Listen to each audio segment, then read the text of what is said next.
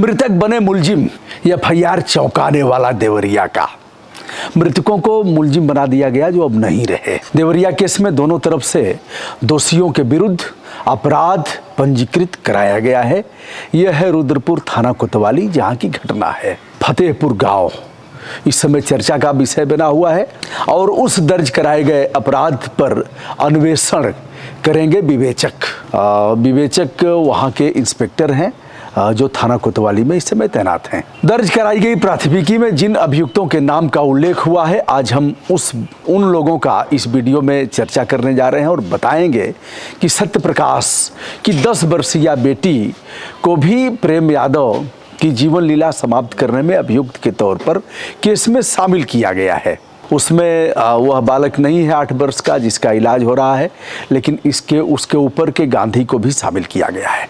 दोस्तों, देवरिया पवित्रम नदियों में शुमार सरयू जो अयोध्या में भी है, सबसे बड़ी अयोध्या जहाँ राम लिए अवतार। सरयू हैं, गंडक हैं, राप्ती हैं। इन नदियों के मनोरम भूभाग में स्थित गोरखपुर मंडल का जनपद देवरिया 250 साल जिंदा रहकर साधना और तपस्या का उच्चतम परिभाषा जिन्होंने लिखा, ऐसे हैं देवरहा बाबा, जिनके यहाँ तमाम प्रधानमंत्री आए और जिनके नाम से देवरिया को जाना गया। यह पवित्र भूमि है जहाँ देवताओं का वास होता था। देवरिया को यदि देखा जाए तो 1946 में गोरखपुर मंडल से यह अलग हुआ, जब देश अंग्रेजों की गुलामी की मजबूत जंजीरों को तोड़ने के लिए बेताबी के साथ मचल रहा था। बगल में चौरी चौरा भी है जो गोरखपुर में आता है। भौगोलिक दृष्टि से देखा जाए तो देवरिया के उत्तर तरफ कुशीनगर, दक्षिण में बलिया, बागी बलिया और मऊ, पूर्व में बिहार का सिवान और गोपालगंज तथा पश्चिम में गोरखपुर स्थित है। देवरिया में कुल 5 विधानसभाएं हैं, जिसमें एक विधानसभा रुद्रपुर भी है, रुद्रपुर कोतवाली है, रुद्रपुर तहसील है, रुद्रपुर विधानसभा है, जिसके विधायक हैं जयप्रकाश निषाद जो भारतीय जनता पार्टी से निर्वाचित हुए हैं। रुद्रपुर तहसील का फतेहपुर लेहड़ा टोला वर्तमान में वैश्विक चर्चा का विषय बना हुआ है। इस घटना ने लोगों को भीतर तक हिला दिया है। लोग जानना भी चाहते हैं कि इस घटना की असलियत क्या है और इसके मूल में वे कौन से कारक हैं जिससे 2 परिवारों की बर्बादी हुई है। हम बारी बारी दोनों तरफ से दर्ज कराए गए अपराध पर बात करेंगे।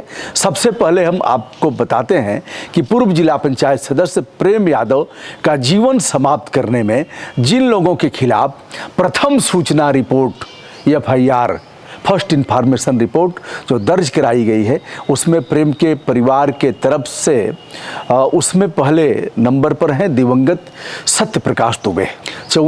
55 वर्षीय सत्य प्रकाश दुबे हैं। उनकी पत्नी हैं किरण। उनकी बेटियों में 18 वर्षीय सलोनी है, 15 साल का गांधी एवं 10 वर्ष के नंदिनी को भी नामजद किया गया है। दिवंगत सत्य प्रकाश के बेटे देवेश की तरफ से थाना कोतवाली रुद्रपुर में दर्ज कराए गए अपराध में यह अपराध दोनों लोगों से तरफ से दर्ज कराए गए हैं, यानी एक देवेश और उनकी बेटी का भी नाम, सत्य प्रकाश की बेटी का भी नाम इसमें लिया जाता है। अभी तक एफआईआर की कापी हमें प्राप्त नहीं हो पाई है। शीघ्र ही जैसे ही प्राप्त होगी मैं आपसे उसके बारे में गहन चर्चा करूंगा। जिसमें 27-28 लोगों को नामजद किया गया है, उसमें शेष अज्ञात हैं। लगभग 50 लोग, कुल 77-78 की संख्या हो सकती है। कल लगभग 16 लोगों की गिरफ्तारी पुलिस ने किया। कुछ परसों भी किया होगा, तो 24 घंटा में उन्हें हर हालत में न्यायालय में समर्पित करना होगा, उन्हें पेश करना होगा, इसलिए थोड़ी पहले भी गिरफ्तारी होती है तो दिखाते हैं बाद में। बहरहाल कल गिरफ्तारी दिखाई गई है और आज सभी को न्यायालय में पेश किया जा रहा है।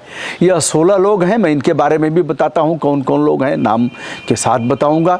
और यह लोग आज सीधे वहां से मजिस्ट्रेट के यहाँ से जेल चले जाएंगे।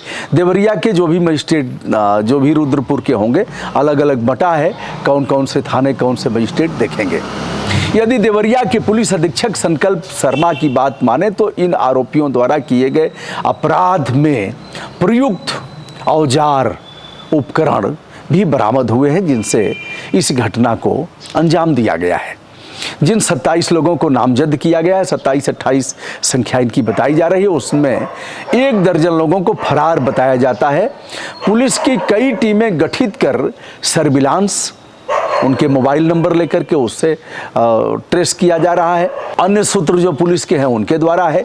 रिश्ते नाते में दबिश दी जा रही है। कुल 6 टीमें बनाई गई हैं और इनके जो पुलिस के मुखबिर हैं, मुखबिर, ये वीर होते हैं, मुखबिर, मुख्य वीर होते हैं। अब इसको अलग से, यह अंग्रेज़ों के ज़माने से यह भाषा चली आती है। और मुखबिर एक शब्द है जो पुलिस के काफ़ी करीब रहते हैं और यह बताते हैं, यह सुराग कसी क्या बोलते हैं अभी भी उर्दू और फारसी के शब्द ही प्रयोग किए जाते हैं, दस्तयाब नहीं हुआ ऐसे।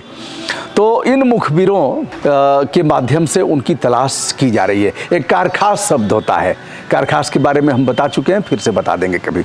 हम अंत परीक्षण रिपोर्ट की चर्चा करेंगे, उसके पहले हम आपको बताना चाहेंगे कि सत्य प्रकाश दुबे के परिवार की तरफ से जो अपराध दर्ज कराया गया है उसमें क्या लिखा गया है। दिवंगत सत्य प्रकाश दुबे की बड़ी बेटी, जिसकी शादी हो गई है, वो अपने ससुराल थी।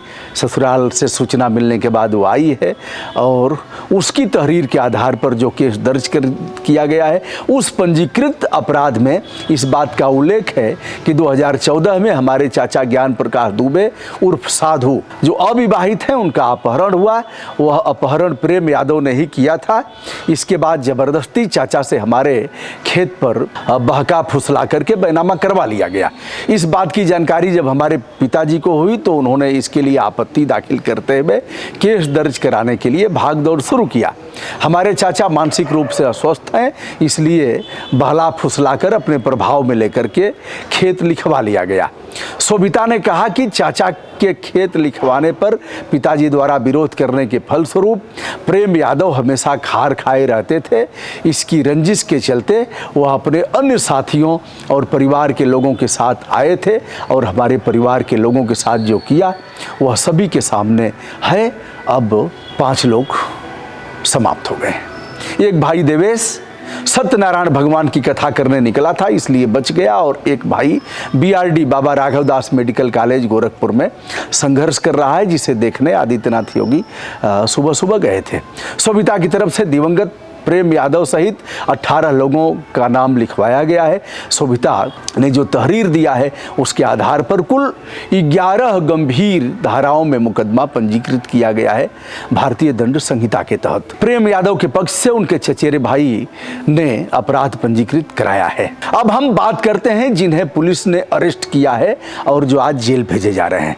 चूंकि एक तरफ से यानी प्रेम यादव की जीवन लीला को समाप्त करने के लिए जो कारक हैं, जो जिम्मेदार लोग हैं, जिन्हें आरोपी बनाया गया है, वह अब तो रहे नहीं, तो पुलिस अरेस्ट किसे करेगी?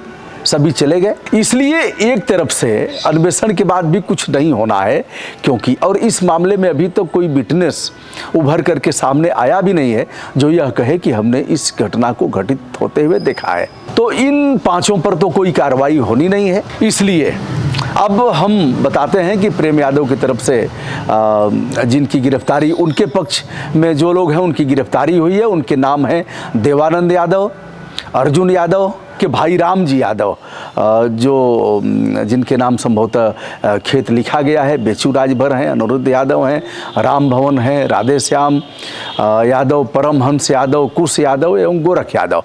इन सभी की गिरफ्तारी पुलिस ने गांव और अगल बगल से ही किया जाना दिखाया है। दिखाया जाता है कैसे हम पकड़े, कहाँ भाग रहे थे, स्टेशन पर थे, बस पकड़ने जा रहे थे, ऐसे वैसे यह पुलिस दिखाती है। कहानियाँ भी इसमें बनाई जाती हैं।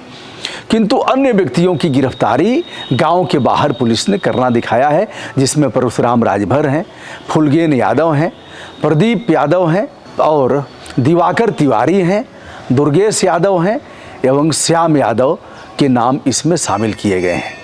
प्रेमचंद यादव की पत्नी शीला ने सत्य प्रकाश दुबे की पत्नी किरण पर आरोप लगाते हुए कहा कि किरण ने फोन करके हमारे पति को बुलाया और हमारे पति उस क्रम में मोटरसाइकिल लेकर के अकेले उनके घर चले गए और इन सभी लोगों ने मिल करके इस घटना को वारदात दिया, जिसके परिणाम स्वरूप हमारे पति अब नहीं रहे। दोनों तरफ से दर्ज कराए गए अपराध के एक ही अन्वेषक हैं, जिनका नाम है नवीन कुमार सिंह।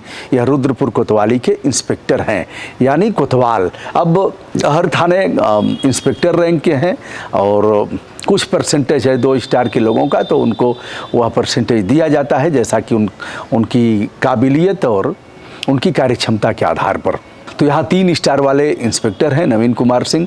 सबसे बड़ी चौंकाने वाली बात यह है कि ऐसी घटनाओं में सबसे पहले पुलिस पर कार्रवाई होती है, जिसमें बीट के आरक्षी होते हैं। वह क्या कर रहे थे, गांव में थे कि नहीं थे, इनसे इस तरह से अगर घटना हो सकती थी तो 107-16 की कार्रवाई किया कि नहीं किया।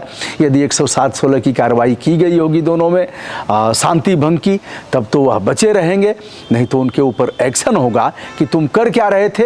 लेकिन अभी तक बीट आरक्षी, वहाँ के प्रधान आरक्षी, उस क्षेत्र के उप निरीक्षक और निरीक्षक यानी कोतवाली के प्रभारी, इन लोगों पर कोई कार्रवाई नहीं की गई है। डिप्टी एसपी, एएसपी और पुलिस अधीक्षक इत्यादि अभी तक सुरक्षित हैं। कार्रवाई किसी भी क्षण हो सकती है, इसे इनकार नहीं किया जा सकता। जहां तक अंत परीक्षण की रिपोर्ट का सवाल है, अंत परीक्षण 6 लोगों का हुआ है, जिसमें प्रेमचंद यादव का हुआ है और सत्यप्रकाश, उनकी पत्नी किरण और 3 बच्चों का। इसमें सभी को के इस अंत परीक्षण में काफ़ी चोटें दिखाई गई हैं और लगभग सैकड़ों चोटें पाई गई हैं सत्यप्रकाश के परिवार की तरफ से, और प्रेमचंद यादव पर भी गंभीर चोटें दिखाई गई हैं गले से लेकर के अन्य स्थानों पर। तो यह रहा भैया, ये नामजद लोग जो किए गए हैं, एक तरफ से तो कुछ होना नहीं है क्योंकि सभी नहीं रहे, और फिर एक तरफ से जिन लोगों पर एक्शन लिया गया है वह यह लोग हैं। पुलिस ने नापी, पुलिस की मौजूदगी में रेवेन्यू यानी राजस्व ने नापी किया है, नापी में दिखाया है कि इन्होंने ज़मीन उमीन का कब्जा किया है।